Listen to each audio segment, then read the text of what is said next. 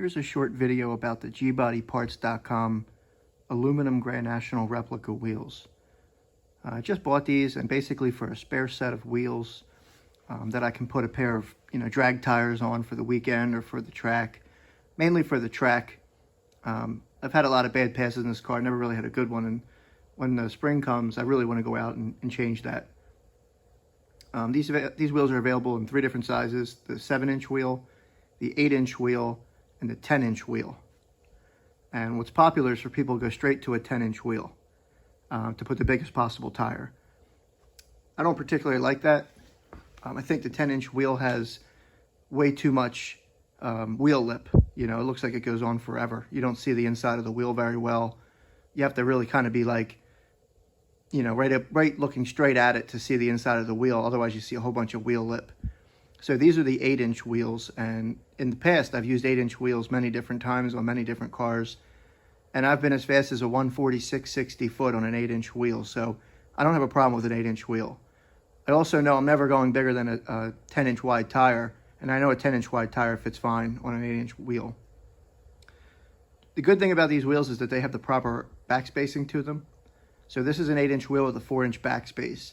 Now, if I had a 275/60 tire on here, this probably would have fit perfectly fine with no clearance problems against the frame at all. And that's not what I have on there right now. I was able to pick up a pair of tires that a guy had for pretty cheap, like $100. And what they are is they're Hoosier QuickTime Pros. It's a pretty serious tire. It's a bias ply. I'm going to go back to a drag radial, but these were $100, and I figured I want to throw them on here and just try it out and go out and beat the car up and see if I can get anything done with these on there. The size of those tires that you're looking at are 27 by 11.5 by 15.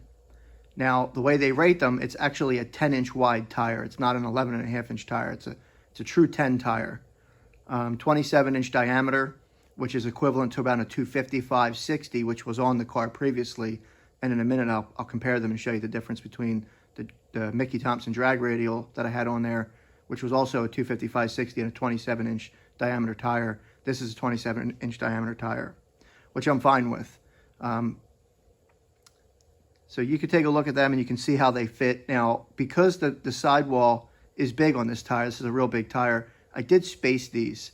I took it for a ride. I heard a little bit of rubbing, so I spaced it with the standard 1/8-inch spacers that I usually have on there just to get the wheels pushed out a little bit.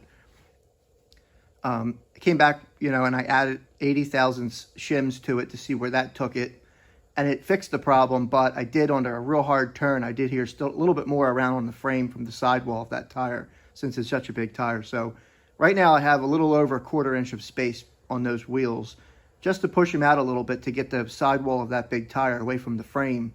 And with a 1/4 inch of spacing, or just a little bit more, it's probably around 275 thousandths of spacing, I think, is on there right now. It puts the wheel on the tire with about a 1/4 inch of space away from the frame. So I don't have any rubbing issues with this combo right now. Now, it's not going to stay this way. I'm probably going to take those off and buy some drag radial tires eventually, just to get it back to a more street-friendly combo. You can see the fronts are just the stock, iron chrome Grand National wheels. I haven't got a chance to get the fronts yet. That was not my priority. My priority was just to get a pair of wheels that I can mount those tires, which were available to me on. So I bought these replica wheels. A lot of people are looking for pictures and videos of them, and there's not a lot out there, but here's a good one here so you can see how they fit. Another big bonus about these wheels, which is very important, is that the weight difference between these and the stock iron chrome Grand National wheels is significant. When you take them out of the box, you can tell that you can lift them up with like 2 fingers compared to the iron chrome ones. They're really high quality wheels. Gbodyparts and Brian did a really good job on these things. The machine surface it stays clean like the way you see it. You could just wash it off. You don't have to polish it with mothers and stuff like that. Although they're pretty new, I haven't really worn them out and got them real dirty yet, so that's to be determined, actually. The center cap construction is 1,000 times better than the stock one. The stock one has the metal retaining clips that you have to tighten down with the lug nuts, and they're kind of a disaster. They bend up, and they're all crinkled and stuff, and they fall off the car. I lost one time that really aggravated me. I had to buy another one. These actually have a wire retaining ring, and they press into the wheel. And once they're in there, they don't come out. So it's a really nice setup. Here you can see I put the two wheels together. The factory wheel's a 15x7 with 3 3/4 of back spacing, where the aftermarket one is going to be an 8-inch with 4 inches of back spacing. So just that extra inch makes the 275 or the 10-inch wide tire comfortably fit on there, I think, better. I think you can fit a 275/60 on a 7-inch wheel. I'm pretty sure I've done it before, but the back spacing is just in a bad position. It's too far under the car, and you'd really be up against the frame rail, I think. So what you see on that steel wheel is a 255/60 15, which is a 27-inch diameter tire. And I think the car looks perfect with those on there. It doesn't look like a big ballooned out tire stuffed under there. Although, I mean, that's a good look too, but I like that 255/60 tire. I'm probably going to replace those either with the same ones again, the street radial SS's. They're good because if you do drive the car in the rain, which, you know, I do sometimes, I'll get caught in the rain or whatever. And it's a better tire because it moves water through it as opposed to leaving the water inside the treads and leaving you in a position where, you know, you're driving on a slick basically in the rain. That's no fun. But they do have those, you know, ET Radial R's, which is pretty awesome tire. You know, it has the compound or the construction inside of it that's the same as a full drag radial track tire, you know. So I'm not exactly sure if I'm going to go that route. I'm kind of weighing that decision now, but for now I have these Hoosier Quick Times on there, and we're going to figure out what I can do with those. Not sure what kind of results I'll get out of that, but on the street with that 275 or that 255/60 street radial SS, you know, I can't do a lot. You can see some of the other videos. I'm able to cut a 3.7 flat 0 to 60, which is pretty good, but that's leaving from dead idle almost, maybe just a few hundred over idle.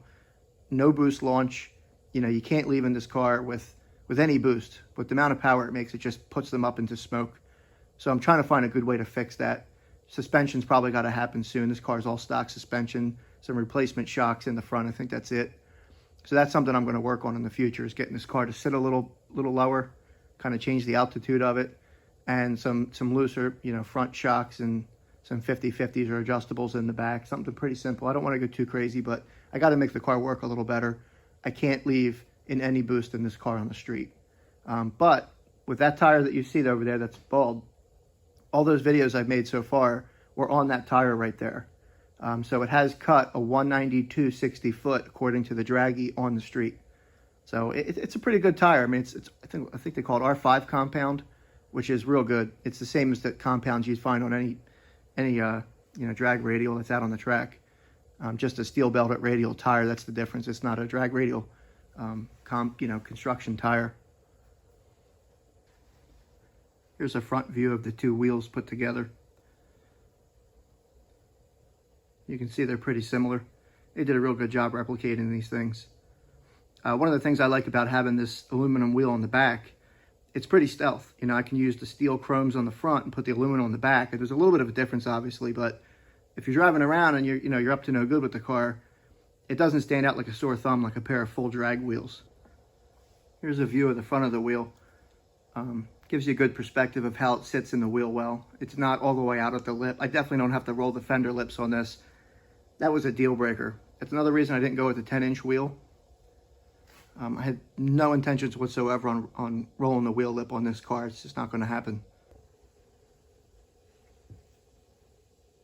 The last thing I want to add about these wheels before I end this video is probably the only small gripe that I have with them. It's not even a big gripe. I actually figured it out, and once you kind of figure it out, it's not a problem anymore. But the original Grand National wheels use a 19mm socket, and they're flat the way they sit up against the car. So the socket fits on there fine. There's no issue with that at all. The new ones come with a lug nut that actually uses a 13/16 size socket. And you can see, if you look close, that it actually recesses into the wheel. The lug nut recesses into the wheel differently because of the different construction from the center cap. I tried every half-inch 13/16 socket that I had in here, and they did not want to fit into that recessed hole.